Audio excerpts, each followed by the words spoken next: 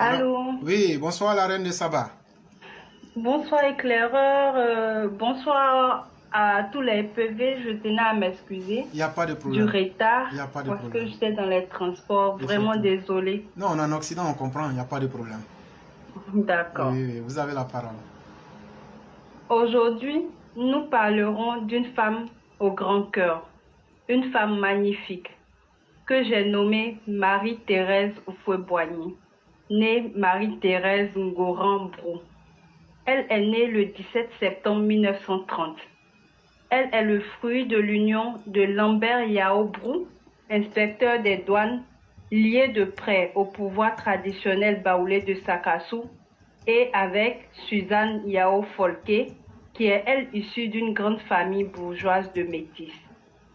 Elle est l'épouse de feu Félix Houphouët-Boigny, premier président de la Côte d'Ivoire.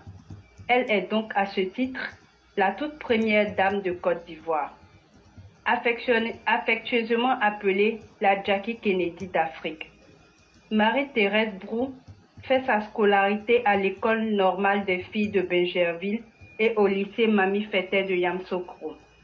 Ses aptitudes scolaires lui valent de compter parmi les 13 filles des 148 boursiers qui seront envoyés en France dans le cadre de leurs études en 1946.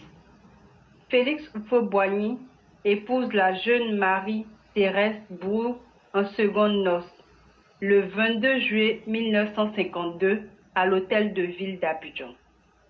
Durant les 33 années en tant que première dame, Marie-Thérèse Houphouët-Boigny fut un atout de charme pour le chef de l'État. Elle incarnait, dès les premières heures de l'indépendance, les aspirations d'un continent qui se voulait moderne, jeune et prospère.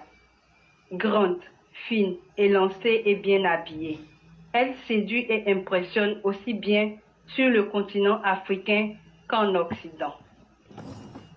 En mai 1962, lors d'une visite d'État auprès du président John Fitzgerald Kennedy aux États-Unis, la presse américaine, conquise par son charme et son élégance, la baptise la Jackie Kennedy d'Afrique. Femme au grand cœur, elle est très active dans le domaine du social. Elle ne se mêle presque jamais de la politique. Le 3 octobre 1963, elle crée l'Association des femmes ivoiriennes, AFI, pour le développement des femmes en Côte d'Ivoire. Ndaya International fut créée le 23 octobre 1987, dédiée à l'enfance déshéritée, vouée à améliorer la santé, le bien-être et l'éducation des enfants dans le besoin en Afrique. Et enfin, en 1990, elle aide à la création et la production d'un dessin animé Kimbo afin d'offrir des héros de dessins animés aux enfants africains. Thérèse Houphouët-Boigny et son époux n'eurent pas d'enfants biologiques, mais ils adoptèrent 4 enfants. Après le décès du père fondateur le 7 décembre 1993, Thérèse Houphouët-Boigny fuit tous les potins. Loin du brouhaha politique, désormais, elle vit loin de tout tracas, loin de sa terre natale. Thérèse, viens à la maison, le temps t'attend. Thérèse, viens à la maison, on t'aime tant. Texte écrit par la reine de Saba. Je vous remercie. Avec les inspirations de Kone Seydou, alias Alpha Blondie. Alpha Blondie. Mais c'est très bien fait, c'est très bien fait. Et surtout, j'ai aimé ça quand j'ai vu que tu parlais de notre grand-mère. Parce que, et ça, j'ai un secret à te dire. Hein. Dans 30 jours, exactement, j'ai dit bien dans 30 jours, elle aura 92 ans. C'est-à-dire le 17 septembre 2022, elle aura 92 ans. Et elle est née en fait le 17 septembre 1930. Et il faut dire que, comme tu l'as dit, hein, très belle. Très belle. Franchement. En 1962, lorsque je me souviens encore de cet habit rouge, elle avait porté une robe blanche, mais sleeveless, sans les manches. Et il y avait comme un truc blanc de vipère au milieu. Je ne sais pas si tu as une fois vu les peaux de vipères là. Oui, oui. Voilà. C'était une robe toute blanche. Et puis maintenant, ils ont mis ça au milieu. Et puis sur les épaules là, c'était la même chose pour aller derrière. C'était fabuleux. Et puis elle a porté des gants blancs comme Jackie Kennedy. C'est pourquoi les gens l'appellent la Jackie Kennedy noire. Parce que ça, c'était les styles des années 60, ça. Et donc, elle a fait un mélange de style africain et en même temps européen. Comme quoi, les gants pourraient ressembler à Jackie, mais elle restait africaine à travers la robe. Et donc, ça éblouit Jackie Kennedy. Et tous les médias ont dit, mais elle est la Jackie. On l'appelait comme ça, Black Jackie Kennedy. Et c'était vraiment très, très intéressant. Mais au-delà même de l'habit, parce que tu sais que si une guenon porte des habits, même quelle que soit la beauté des habits, ça ne sera pas joli. Et on a connu des guenons comme première dame. Elle, même si tu leur portes des trucs, c'est toujours boubou. Mais une chose est évidente, elle est belle. Parce que si tu dis qu'elle était belle, tu te trompes. Elle est belle. Et très digne. Et je me souviens encore de ces années-là où on parlait de Ndaya, International Foundation.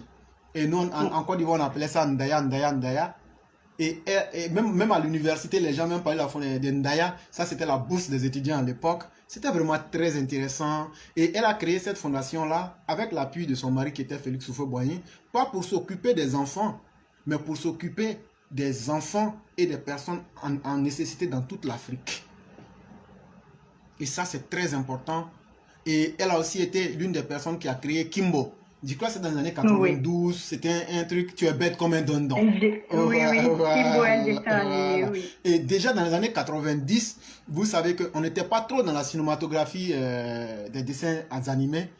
Et je ne vais pas dire que c'est le premier, mais elle a été aussi l'initiatrice même, dans un certain sens, de cet art-là, à travers Kimbo qu'on regardait chaque soir à 19h30. Et c'était vraiment très intéressant. C'était une génération qui faisait rêver. Ouais. Parce que quel que soit ce qu'on va dire, c'était une génération qui faisait rêver. Et c'est ce qu'on retrouve aujourd'hui en Dominique Ouattara. Elle vient et puis elle refait les mêmes choses. Quand par Children of Africa. Ouais. C'est un Ndaya international. Quand on regarde aujourd'hui, elle a plusieurs aspects où elle aide le monde artistique. Moi, je sais qu'elle aime les tableaux. Je n'ai jamais vu, mais je sens ça. Je sais qu'elle aime l'art. Quand tu vois des choses comme ça, c'est épatant et c'est bon. C'est mieux qu'une première dame qui va dire « Il va aller vers la guerre. Et là, il est un garçon. » Mais Claire, toutes les premières dames, elles ont eu leur ONG, elles ont fait des œuvres caritatives. Mais l'autre, c'est Escadron de la mort. C'est Escadron. Mais elle-même, quand tu la regardes là, est-ce qu'elle peut faire quelque chose de bien? De la manière dehors, elle est vilaine, c'est comme ça. Dedans, encore plus vilain même que dehors. Celle-là, si ce n'est pas Escadron pour tuer là, elle ne peut rien créer.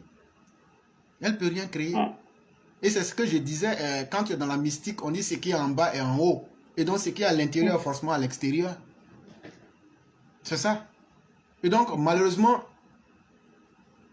on va perdre ces grandes personnalités sans pouvoir leur rendre les hommages à leur juste valeur. Et Seydou Kone faisait bien de le dire, il faut qu'elle revienne. Elle a beaucoup à donner à la Côte d'Ivoire. Moi, j'aimerais le jour, si Maman Dominique nous entend, j'aimerais que, avant toute chose, qu'elle s'asseye avec notre mère, Thérèse, pour qu'on mette ça dans l'histoire. Moi, ça va beaucoup me plaire. Oui. Moi, ça va beaucoup me plaire.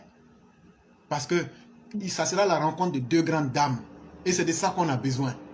Pour qu'on puisse dire à nos enfants, voilà les vrais présidents de la Côte d'Ivoire et puis voilà leurs femmes qui sont ensemble. Maintenant, les autres, là, c'est des détails. Et des détails lugubres, sombres, macabres, mortifères, inutiles. Ça, c'est très important.